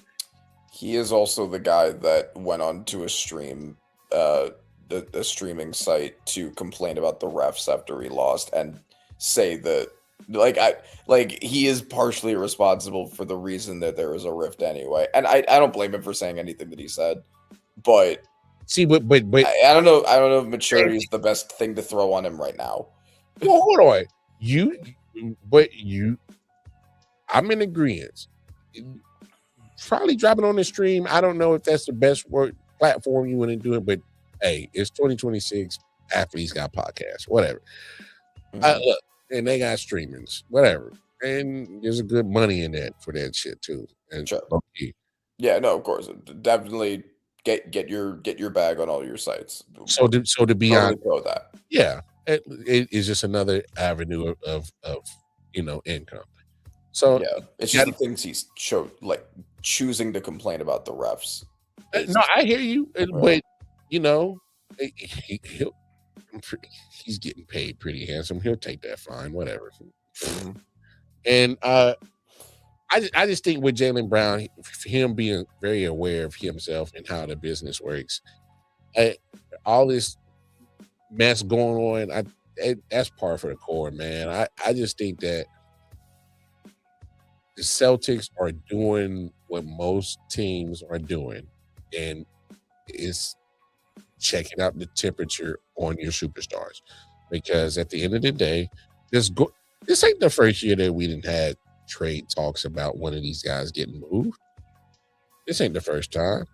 My thing is at some point in time, you got to decide how long is he going to have his highest value. And I think his highest value for Jaylen Brown is actually right now. Yeah. Oh, for sure. Yes.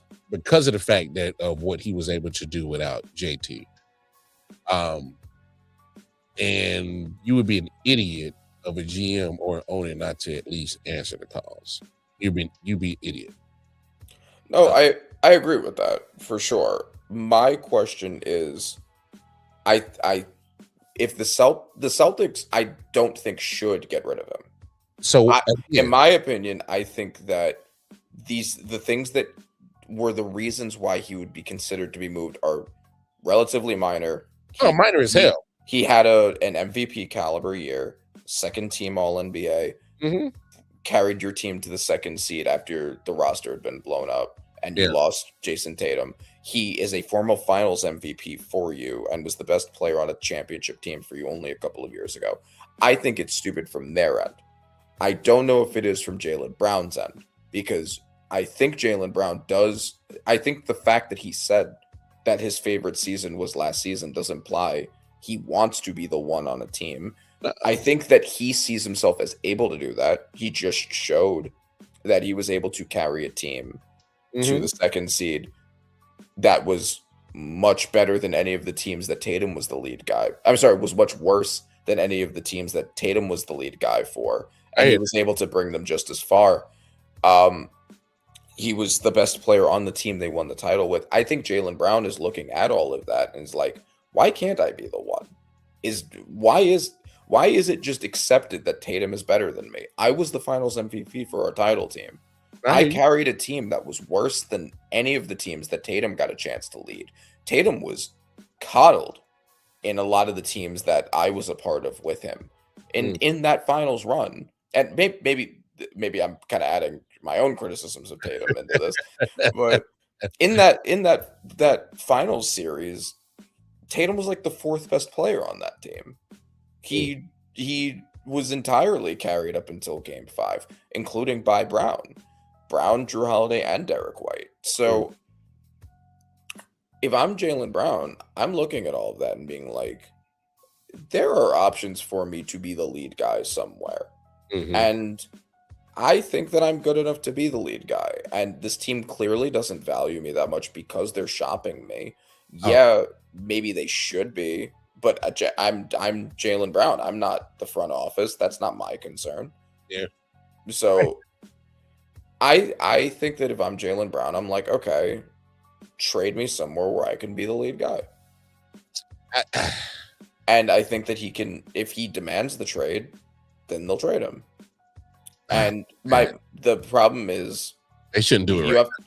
You have to find a team that would make sense to go on that you could do something with. And you could go to the Heat, but why would the Celtics trade you to the Heat? What are they going to give back? They have nothing. Well, they're not. They have Giannis, Bam, and Norman Powell, none of which are going to be included in that. And then everything else is, G Leaguers, and like maybe 2 picks left. Well, I mean, so. Oh, I'm sorry. I've thrown a lot of shade at Andrew Wiggins. I think Andrew Wiggins is fine, but I'm sorry, or is it Aaron Wiggins? Which Wiggins do they have? I don't fucking know. They got Andrew. They got Andrew Wiggins. Yeah, okay. So Andrew Wiggins is nice, but like, I keep leaving him out of that. He's done nothing wrong, but they're not going to trade him either, or maybe they will actually. I mean, bring in a small forward for a small forward. Maybe. Damn, no, okay. You throw in Davion Mitchell and Wiggins into that deal, some picks. Still probably not enough. They're gonna want more than that. Well, my thing is, if I'm Boston, why would I trade him now? Because, like we just talked about, a lot of the musical chairs are drying up. A lot of these players are ended up in landing spots, and it's kind of like, okay, so if a lot of these players that would make sense to get in exchange or in return for Jaylen Brown, and there a lot of these people are not there, I just don't think the compensation of what you would get for Jaylen Brown would be out here right now in the NBA. Yeah, no, I mean, that's true. Like, this is what I guess I'm speaking with the assumption that Jaylen Brown will eventually force one. If he doesn't, if he's willing to stay on the team, then I would agree the Celtics should not trade him. So I think it depends more on Brown than it does on them. But if they decide to trade him and he doesn't force it, I think that would be very stupid on their end. I think they would have taken a team that not undoubtedly, but very likely the second best in the East, and blown it up for basically no reason. Mm-hmm. And I don't I think you're right that they're very unlikely to get a return back that really is worth Jaylen Brown. Hey, they probably better off, if not waiting until trade deadline, but probably next offseason if they're really serious about doing it, even though it does contradict what I said earlier, because I does think I do think that his highest value is right now. It's just that, just look at the timeline of everything. Like any person or any compensation that you were going to get back to keep your window of being a championship team open, to still be competitive, still not skip a beat, keep everything the main thing. Those players are, I don't think they're out there anymore. And the other ones, if I'm a good team and I got one of those guys, and he's pretty much all I got, and I'm building around him, why would I give him up for you? Right. I'm just kind of like, I just think the options have dried up for the Celtics, and if they were going to move him, they should have moved him 2 weeks ago. Yeah, that's true. And it's just timeline of everything with all the names that have been moved within the last week and a half. He should have been at the beginning of that list. He should have been, if not before Giannis, right after Giannis. He should have been one of the names moved. But that would have been the time. That would have been the time. It's kind of like, all right, the needle movers are drying up. So, yeah, man, I just don't. Now, if he truly wants to be a number one, I mean, obviously, there's going to be either a franchise that has somewhat of some talent there and a shit ton of picks to give Boston in exchange. Cool. Yeah, I mean, I know the Hornets have been, especially now that they freed up the money that they were giving to LaMelo, have been a potential option. I know Portland, although they just traded for Ja, so their salary situation may not make sense for that anymore. The Hawks, because he's from Atlanta. Yeah. These are all teams that are like play-in-ish to low playoff caliber teams that he could be the hero for, and that would make some sense on his end, but I just don't know contract wise and all of that if it makes sense. And I still don't really know if any of those teams could give the Celtics enough to make it worth it to lose Jaylen Brown. And I don't think it makes sense to lose Jaylen Brown still, but if they don't agree, they have to see what they can get for him. And I don't know. I don't know what kind of hauls are, like you said, are still available. Yeah. All right. Hey, study long, you study wrong, man. You got to be, you gotta be quick on some of these things when it comes to these GMs, man. You can't be pussyfooting around, man. You want your guys, you got to go get them. Just got to go get them and deal with the consequences and the financial situations after the fact. But you just got to go get them, man. But yeah, man. Hey, man, that's how we do it, man. Every Tuesday, man. Appreciate you, Randy, man. That's good shit, man. Good combo. It's time of the year, man. We get a lot of content to talk about NBA because they always goes to fireworks this time of the year to talk free agency, trades, draft, finals, all that within the last pretty much 3 weeks. So they give us a lot of explosions in a short amount of time. So shout out to the NBA for always, being that little nice little stopgap, give us that ode to, hey, summer's here. So, appreciate NBA. A lot of content that you provided for us to talk about tonight. But hey, man, we're gonna get up out of here. Y'all know what it is. If you need some audio needs, talk to the bro right there, Randy Weber. Go ahead to Panther on Acid Productions on Instagram. All right. Hook you up with all the audio needs that you need and have you sounding real crispy, real professional like you did. Y'all know what it is. You always catch me here every Tuesday rapping with me on some sports tip. Y'all want to, chop it over with me. Going over to my Twitter page, KC Wildcard Mar. That's where I have all the content at, and of course, I.O.W Sports Network on all social media platforms. You see it scrolling on the bottom of the screen. Other than that, man, we're going to get up out of here. It's been a great show. And until the next time, man, the champs, I love saying it. The champs, my man knows how it feels. He's still on high. I know, still on high. Hey, matter of fact, before we get, is the city still buzzing? I know y'all still are. Yeah.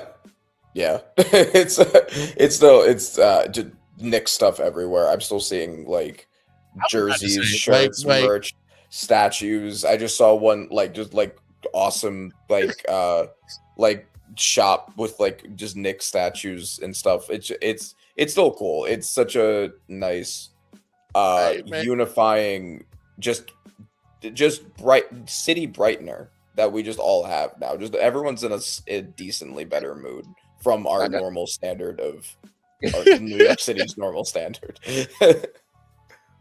Hey, y'all motherfuckers probably saying hi to each other on the streets for once. Hey, Yeah. how you doing?